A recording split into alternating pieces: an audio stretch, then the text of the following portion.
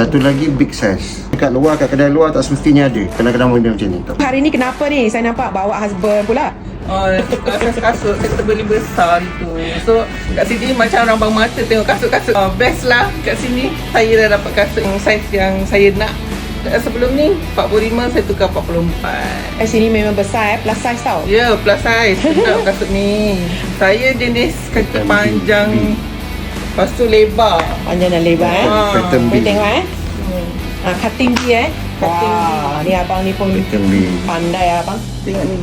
Sedap je. Nampak cantik Ya. Lawa. Puas hati sangat. Kasut plus size. Kalau kat luar tu susah sikit nak cari size. So kat sini ada saiz yang saya nak tu. Dah dapat dah. So puas hati lah. Yang penting selesa.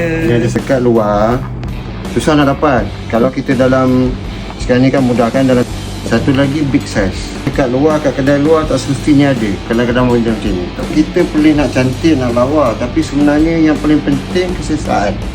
Kaki tak sakit. Kalau kita pakai lebih daripada 5 jam pun kaki tak sakit. So kalau kita pakai 5-6 jam, nanti balik minta suami ke isteri ke pengen pakai kasut, dah sapu minyak. Tak mau. Sekarang ni tengok kan. Cantik tengok size 44. Okay, kadang-kadang pattern pun main peranan tau. Saya bukan nak tunjuk tak. Inilah dia punya rarity dia. Kalau kita jalan jauh pun maknanya kaki tu tak sakit. Kesihatan kena jaga. Betul, kat kedai luar kadang-kadang tak dapat saya yang besar macam ni. Yes. Cantik. Nampak tak? Lawa kan? Ni Mary Jane. Yes.